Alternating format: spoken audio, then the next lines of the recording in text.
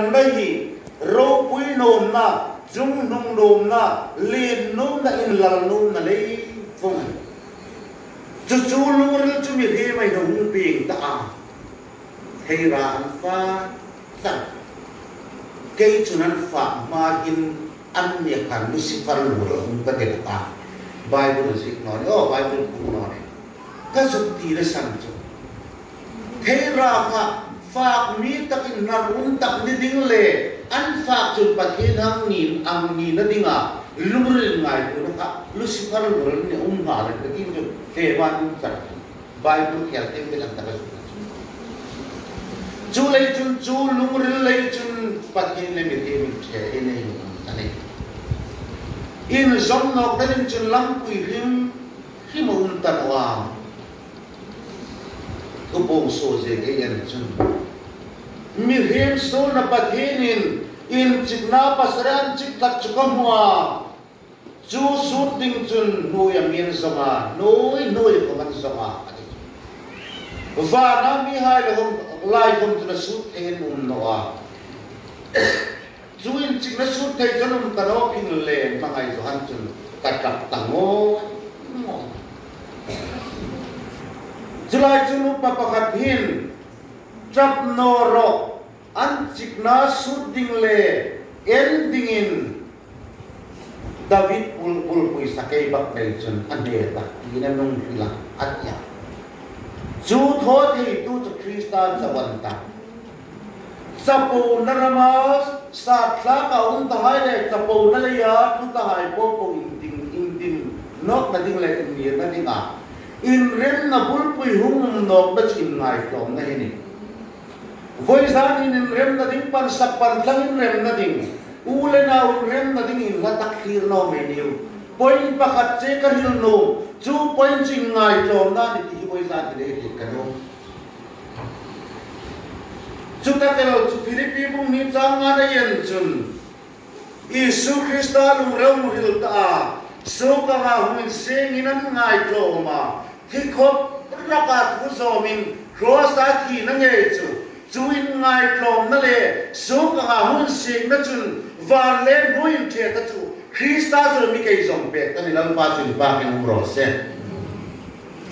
chung nung nom na le ran na le thil tho thei dein van le nuai ke zong thei ta no klom na nu na ke zong ni yu mani voi zan in ko han lai khot kla nga in su nga in rem no na hum na ki chung nu na ko na chu sen that na ding le in rem na ding chu klom na nun no chu lam ki da ma no Krista chin ngai klom in ti ko praka thu zo min klom lai ko na klom na san Krista klom na hi apur zur zo min hi la len chu chak na ko ni zo ko pa hu klom in ngai klom in ta ding a min pe in kasim tu HB rem thangin noi le walin rem talun rem na ding nakar Isu noi tok lo van tok lo ang khai na thula na sema chu le chun in rem na un na ding chun alai Isu mi ra thula ni adi chu Kristano chun tu khomin pan bi thei tan wa pa patin chu pa patin len rem pui dal in rem na lam pui dang aun tano ko pani chu in rem la sem ding chun Kristan lam pui hung sa tan ta chu le chun lal nom na ro pui na nom na chu nom na chapo na hai po hin in rem no na hung se ma in rem na sem ding chun Kristan no le ang thulan ta ingli nan pathin le in rem in thu ta mi ti ma Krista thang lo chun mi hem nun chu ka hil rok ta na kanura sit ni Zone Israel ka buli na chak song parit na ki mi hem ngir mun chu Krista chang lo chun mit delena bo manina salta nina suknum da turein chu mi hem ngir mun lalpa mi hu ta chulei chun pat pa pathin Krista fe tlengai rema chun bo mang ngai chatun ram Krista zar ei hu no na ding Krista lalpa rem ei hu tu la nei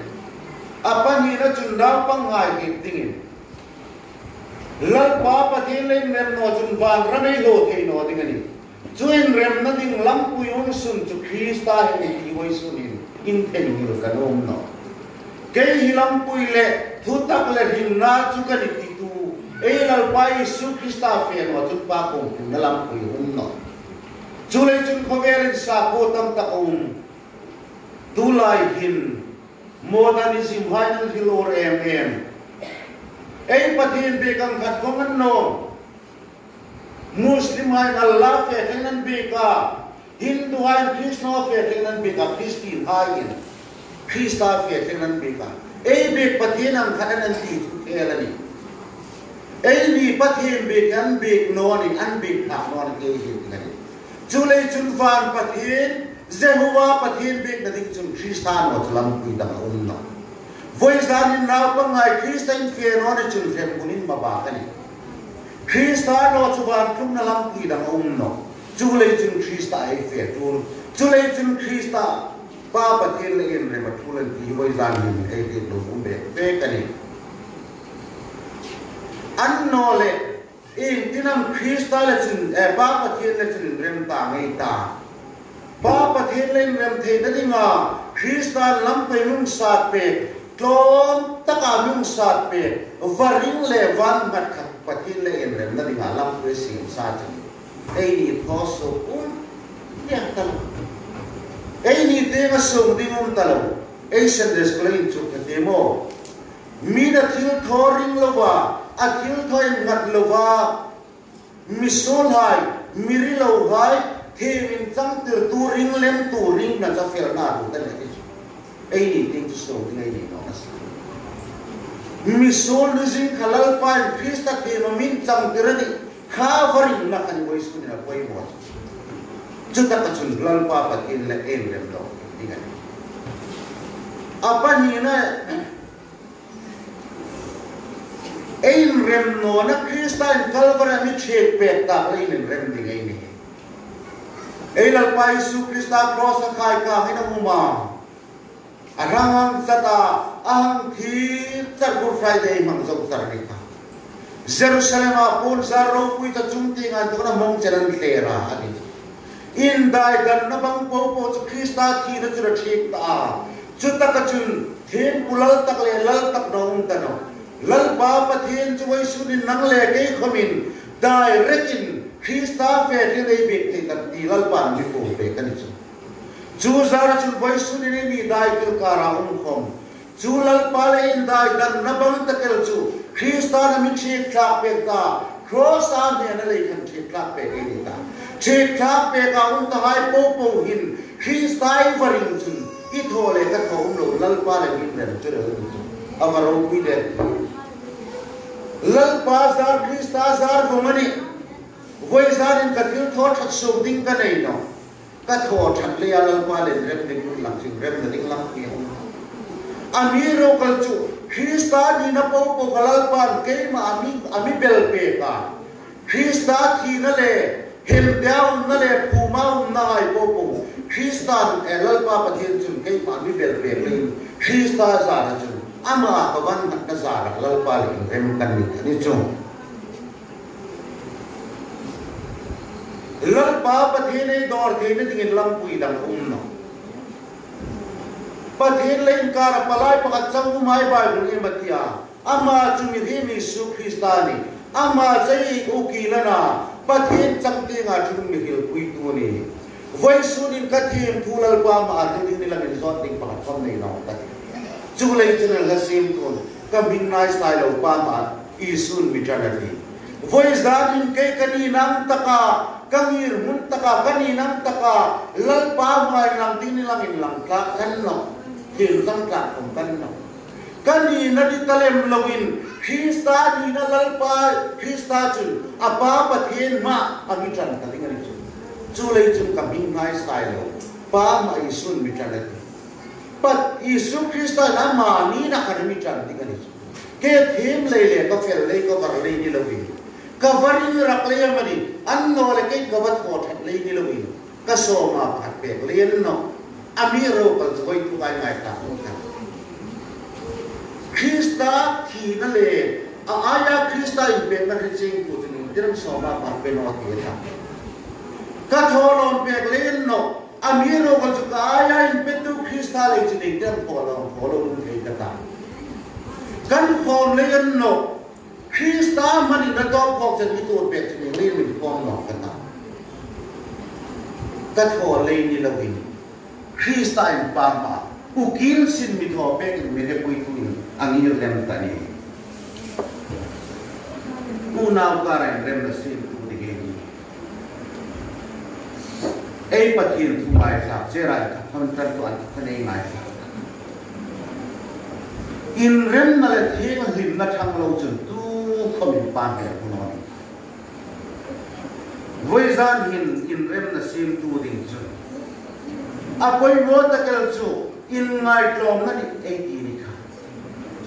ring tu an in rem na sim na ding a koi mo chu ngai trom na ni ka ngai tu la ka mi riêng ni na hin chu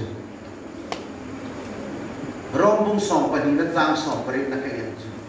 at hey pot chu nang ni ting bet mi po po len le min ro at ya mi rim hi chu khel lo bai na di ka hil chun ko una wa na dinga na ka tang chun ko una na dinga na tingai ko na man un ta chula ya ko una na ding ka lo hil pal chu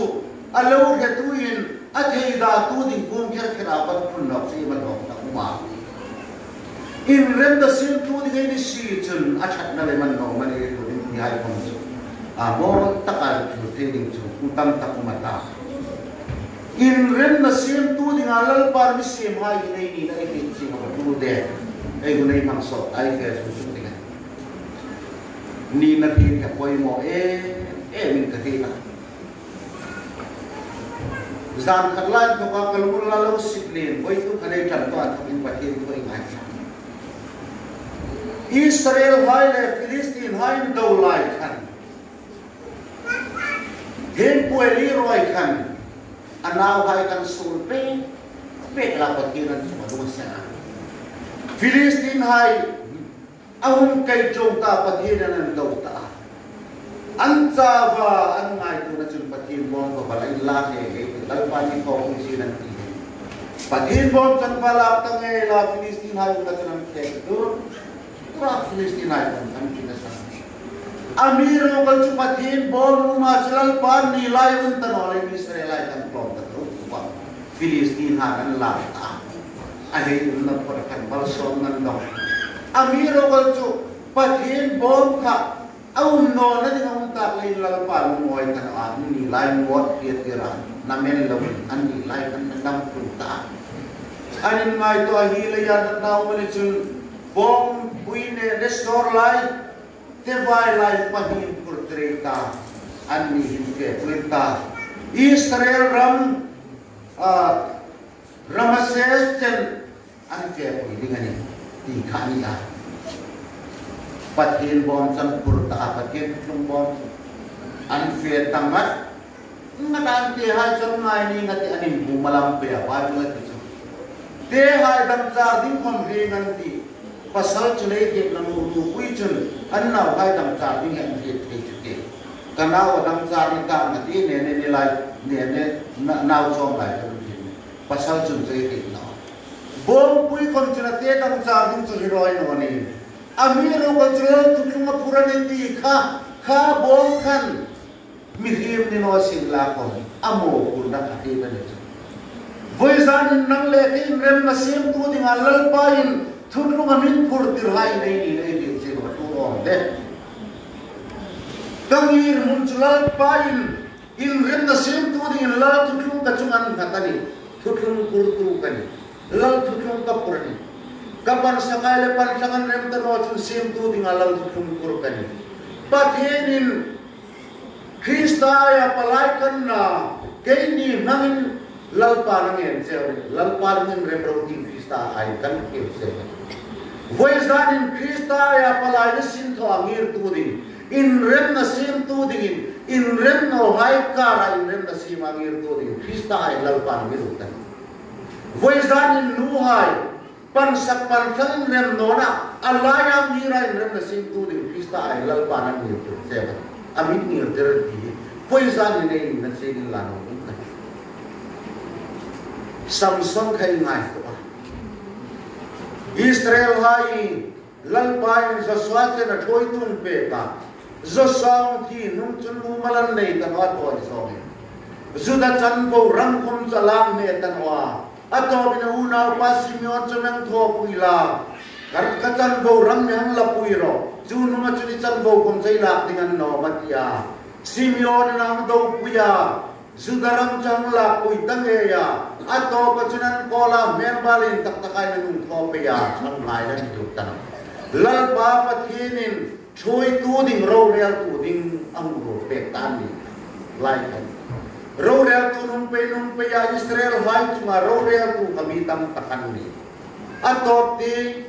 taka Samson in lang em không pin ta voi zanin Samson ngir budi toy tin kang tu no mani lal pa Samson kan din na sat tak chu Filistin hai puran pakai mi Israel hai Samson tu dinga lal pa Samson kan ngirani mitha tam tak roi no ni hai Samson mu le pa ni ka tha kum roi no nai khalai kan amiro ko julal pa Samson ka thangani suma ulan to ka thangana Nazaret mi se tu mani dingana asam khoming me dingani no atia afak ding le fak no ding tok ding le tok no ding kom suma ulai ko mani amiro ko so koi san ka so nom ta kero chu Samson tu ding Samson tu ka Samson mai man ta voi zanin nu hai ngai tu ila no hum ka ti Ein sumin rem no nas popo su rem tu ding ein sum ran no na popo an to ka Samson tu ding ko han fuk sin nan to ka Samson tu ding ko tang su fuk sin na ram le nan fuk sin nan to ka Samson tu ding a nang le kai la pan voi sana mi mi hai Samson tu Samson tu Filistin hai ka Israel hai Samson tu ding ala pan mi re amiro ka Samson tanekin ama ta to pa Samson tulungan takti apoy naw pa nakita akia aminan kita amir mun kayal jungai tu untakan san tulin Samson voisan ni ngir munin dikta kangir munin dikta kahit no ni chun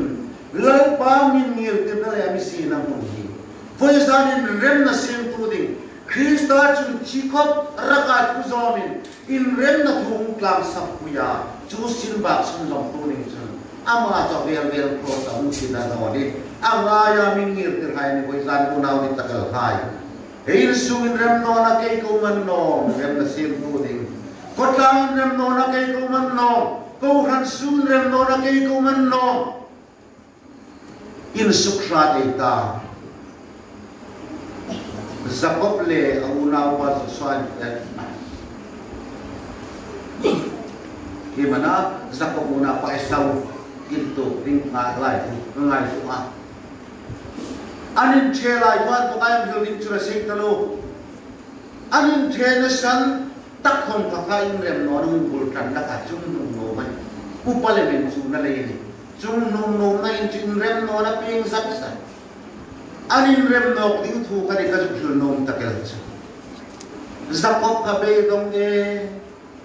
bala usau hang tu ding ka ran lo makamakhan na silo hay kan chuy tira ka ues ka into pui phale ti tu hay ta mana ti pa che ole ka u ko ma chun hem po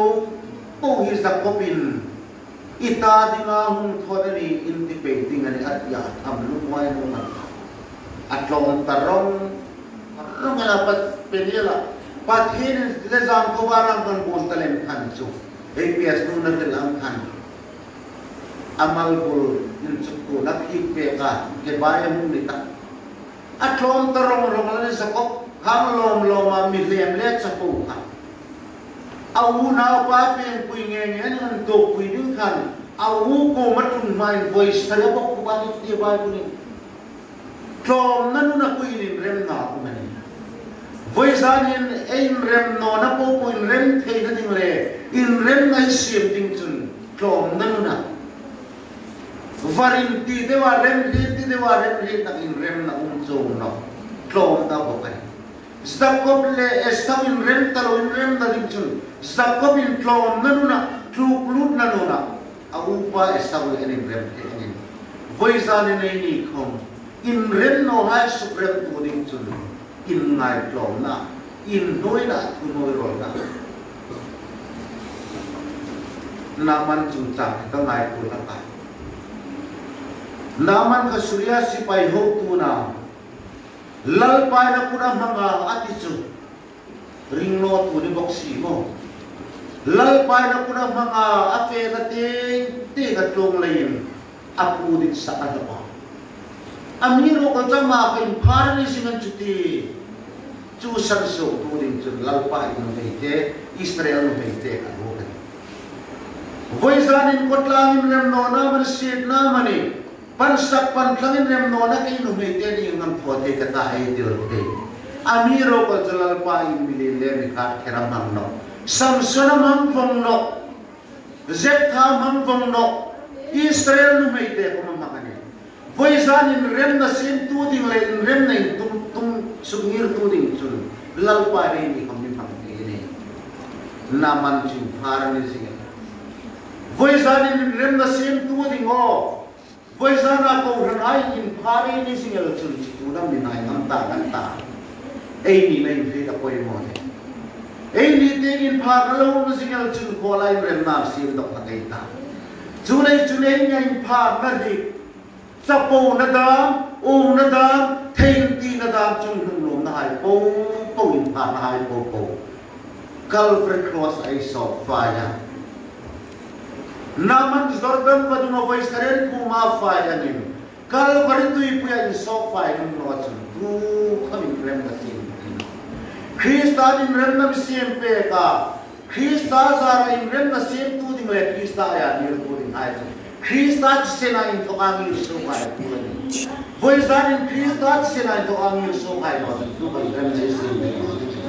voisan in Krista sena in din so kai nyam Krista sena in ni re nyam churi no chun rem na sim thi no ding ani in rem na sim tu ni so prade yu tron na me tiu in so tron nam ding in voice ne tiu milen sol ding chun in so voice kan ko ngai na in suklat kan ko mangai le ei no sen tak chunai ne ne no ngai ta ei punen amiro ka trom ding rok chun in sukoi ngai ta in suklat ngai ta chulei chunani in rem na sim tu ding hin in suklat ngai ne ei in suklat ding trom na me tiu trom na ngai ni lai rem na ding ni lo pa ku mal